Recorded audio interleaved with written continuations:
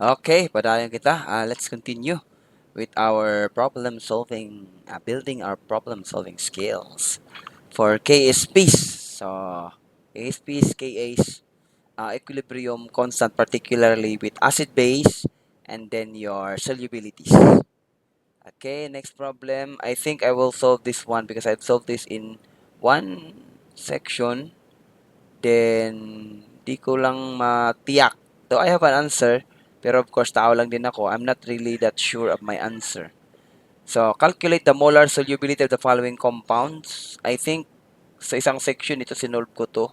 Yung pinakamahirap dito, of course, yung letter C. Let's try letter C. Mg3PO42. I think this magnesium phosphate. So, Mg3PO42. So, molar solubility meaning yung gaano karami yung nadidissolve in mole per liter. Yun yung ibig sabihin ng molar solubility. Gaano karami yung nadidissolve. So, I think the last problem that we solved is kinumpute kung gaano karami in terms of grams. So, meaning, kinumpute muna natin yung molar solubility, of course, with kung ilan dami yung liters ng kukunin natin doon, makukuha natin yung grams na plus molar mass, of course. Ito, mas madali to kaysa nung una naman. Maghirap-hirap lang to because of this. So, ibang book naman to. Kaya tingnan natin, how do we go about. So, Mg3PO4, I would have paint for my solutions. So, let's notate it down. So, that is Mg3PO4. You have Mg3PO4 and then 2. Yung kailangan natin dito is yung KSP niya muna. Hanapin muna natin yung KSP. So, I think in one section, nahanap nila using the internet. So, medyo nahanap ko siya using this book kasi nandun siya sa simula ng discussions niya. Kaya, importante yun nung nagbabasa kayo. Medyo nagbabasa-basa na rin ako. Kasi nabasa ko na to. I've already read this a couple of times siguro. I don't know. I can't remember. So, hanapin ko na lang. Meron doon sa babasahin. So, in-include ko na rin. I've already also included this to the constants that I'll be sending you. So, pwede nyo lang kapihin or pwede nyo ipasirox. Bahala na kayo. Okay? So, nandito sa give students, formulas and tables, and then equilibrium of course. I think itong KSP3. Ito yung last na kinapi ko eh. So, for Mg3PO42, ito siya. PO42, 9.9 times 10 to the negative 25. 9.9 times 10 to the negative 25. 9.9 times 10 to the negative 25. Ulit, 9.9 times 10 to the negative 24. So actually, yung pinaka-first talaga is, of course, you will list the KSP. Ito yung whereabout natin. Yun yung mga given. Probably, yung ask simple lang naman, yung S solubility. Yun yung, usually S yung notation. Anyway, sa ibang book, I don't know. But usually, yung nakikita kong notation dito is S, solubility. Sa mga insoluble substances. Solubility ng mga insoluble, di ba? I've already explained it why. Okay, next is, I think we have to write the dissociation equation for this. So, if you have an Mg3PO4 2, you can use a 2 arrow for this because this is insoluble substances. At equilibrium, it will have Mg, I think the Mg is 2 plus, and then you would have a PO4, the phosphate, which is 3 negative. Okay? So that's why if we balance this one, we should multiply this by 2, 3, and this guy over here should be 2. So that's why 3 times 2 is positive 6, 2 times 3 is negative 6. So you have also 3 magnesium phosphate, you have 2 phosphorus, and then 8 oxygens. Okay? So you have 8 oxygens. So that is how it should be, and then we'll write our KSP expression.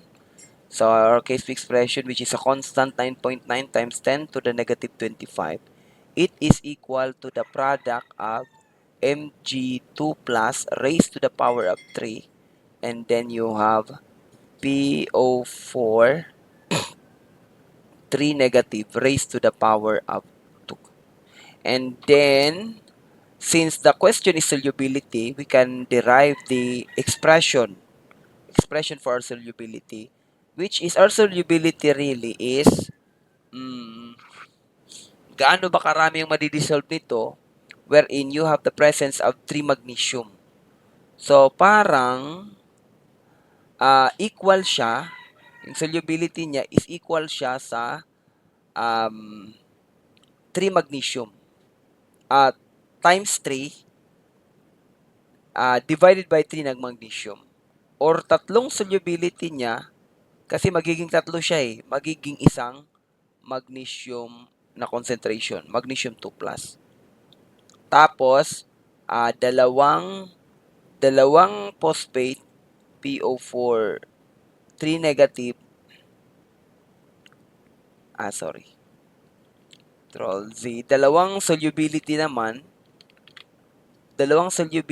is equal sa concentration ng phosphate. Meaning, kung anong concentration ng phosphate mo, parang i-divide natin ng 2, so makukuha natin yung solubility niya. So actually, these two should work. Kaya sinabi kong hindi ako masyadong sure kasi yung last problem na sinolve ko sa isang section, parang hindi sila nag-equal. So I'll find it out now. Kasi naman, pwede ko lang i-delete. I can just delete if ever hindi ko pa rin makuha. So that's the good thing with an online discussion. I don't commit mistakes. But anyway, so 9.9 times 10 to the 25, we will replace this one with what do we want to compute? Maybe we'll start with magnesium and then check with phosphate. So 9.9 times 10 to the negative 25 is equal to if we start with magnesium 2 plus 3, and then we will replace phosphate with magnesium. So you can say S is equal to S. So dito is S is equal to 1/3, 'di ba, ng Mg 2 plus. Tapos dito S is equal to 1/2 of PO4 3 negative. So pwede kong i-equal tong dalawa, 1/3 Mg2 plus is equal to 1/2 PO4 2 negative. Ganyan. And then probably if I want the phosphate because I already have i-separate ko to. Ito.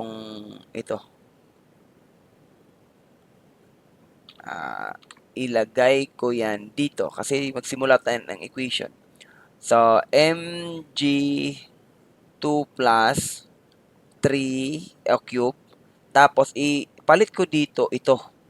Yung phosphate mo is 2/3. Diba? Yung Mg mo o yung phosphate mo, ipapalit natin dito is itong 2 magpupunta dito sa taas. So, magiging 2/3. Tapos, 2/3 ng Mg na siya. Mg2 plus na concentration. Okay? Kaya lang, dito naka-raise pa siya ng squared. Oh, ganyan. And then, equal siya to, this is the KSP, so that should be a 9.9 times 10 to the negative 25. Okay, and then, we will combine this one. So, Mg2 plus raised to the power of 3. And then, you have papasok to dito, papasok to dito, papasok to dito. And then that would be a 2 squared, which is 4, all over 3 raised to 2. That should be 9. 3 times 3. So 4 over 9, and then you have your Mg2 plus na squared. So pwede nating makombine itong dalawa. So we can have 4 all over 9. You have your Mg2 plus 3, and then ipla-plus natin to, 3 plus 2. Diba? Power, loss of exponents from algebra, that should be equal to 5. Okay? Which is equal to 9.9 times 10 to the negative 25. And finally, Mg2 plus should be the fifth root. Diba? Should be the fifth root of 9 all over 4. Babaliktad to siya. 9.9 times 10 to the negative 25. So that should be the mg. Fifth root fifth root of 9 all over 4 times 9.9 exponent negative 25. So the answer is 1.86.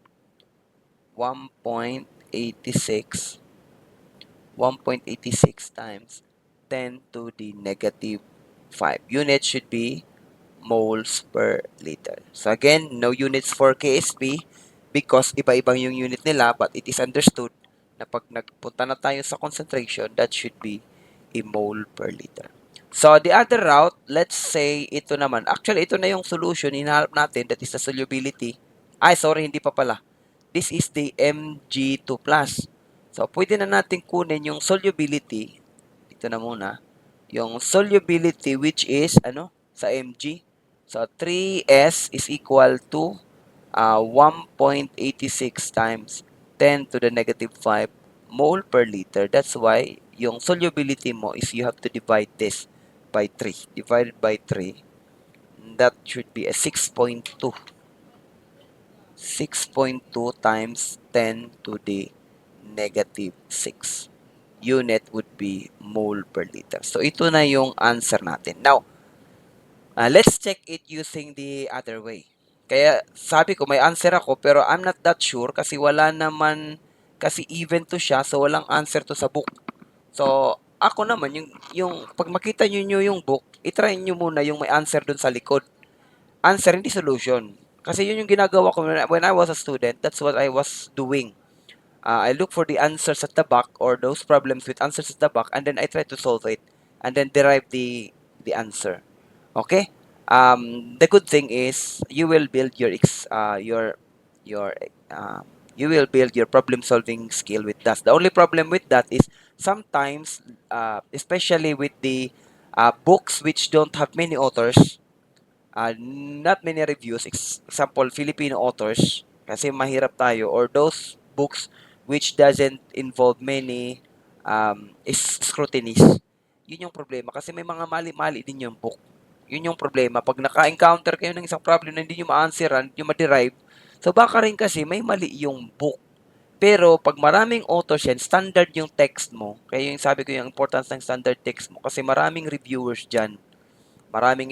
Kahit mga students, ginagamit nila pag-review, yung magagaling na students, ginagamit nila para ma-review. O tulad ko, maggawa ako ng sarili kong mga problems, ibibigay ko sa mga students. In a way, yung mga students ko na mabibilis yung mga pick up, yung connected na masyado yung utak, they're the ones who will actually edit some of my numbers. Kasi mabilisan lang to eh.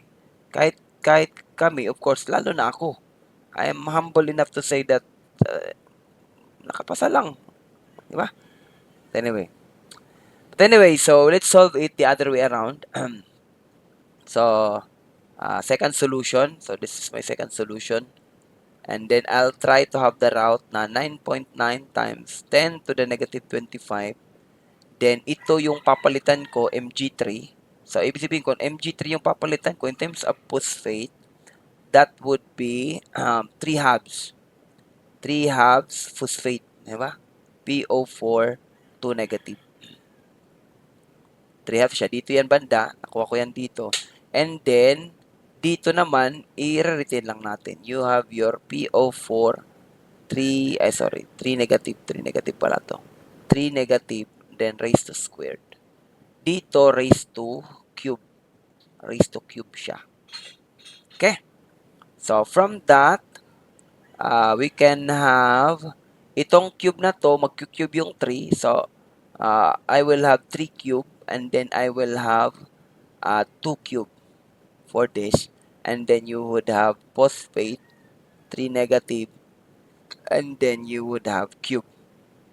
And then phosphate, 3 negative, and then squared. So, pwede ko tong 3 cube is, of course, 27. 3 cube, that is 27. 27 all over 2 cube is 8. Sure lang natin. Baka mali. So, 2 cube is 8. And then you have your PO4, 3 negative. So, that is to the fifth. Okay, of 9.9 times 10 to the negative 25. So, and finally, you have PO4, 3 negative. That should be the fifth root of, sa fifth root siya, mag-i-8. 8 all over 9. So, babaliktad siya. 9.9 times 10 to the negative 25. So, that would be the fifth root of 8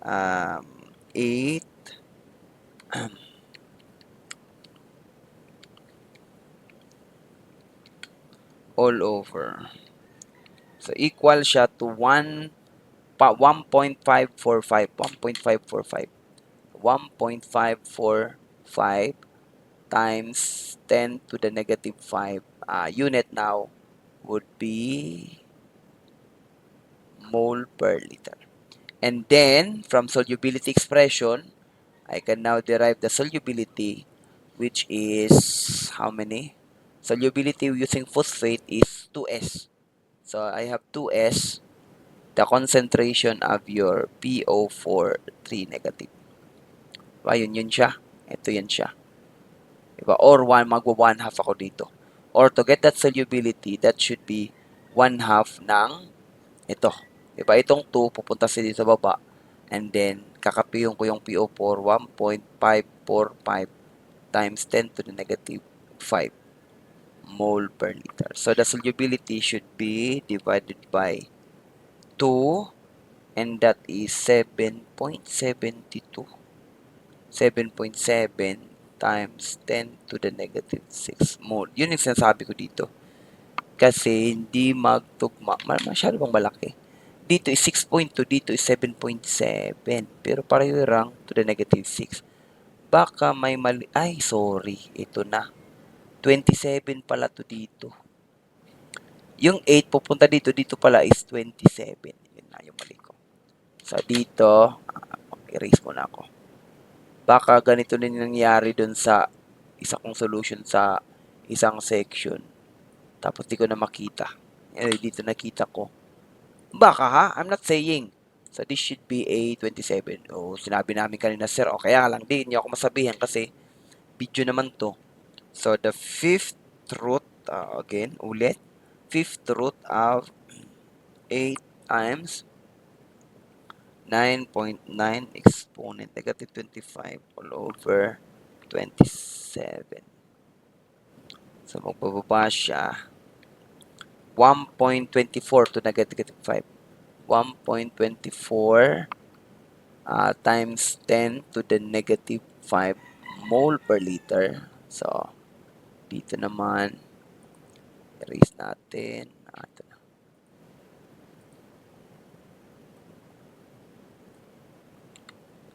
Tapos, ito, delete natin. So, 1 half ng 1.24 times 10 to the negative 5. So, divided by 2, and that should be the same. Ooh, nakuha ko na dito. 6.2 times 10 to the negative 6 mole per liter. So, that should be RS, which is the same as that one. 6.2 times. Oh, this is a perfect example. Kaya nga maganda yung sa kuan kasi hindi ako pressured, di ba? Nagkakamali din, pero at least doon kasi sa face-to-face, yun lang, sir. O, at least nakikita nyo na talaga si sir, di talaga ganun kagaling yan. Trying hard lang siya, ha? I hope it will give you the confidence. Kasi yung iba sa inyo, di naniniwala siguro na you're really that good. Kaya lang, kahit good kayo, you really have to know the things, you really need to know how to study efficiently to be an engineer. Ooh. Okay, thank you guys for listening. I think marami na to. I'll try. Thanks for listening. God bless.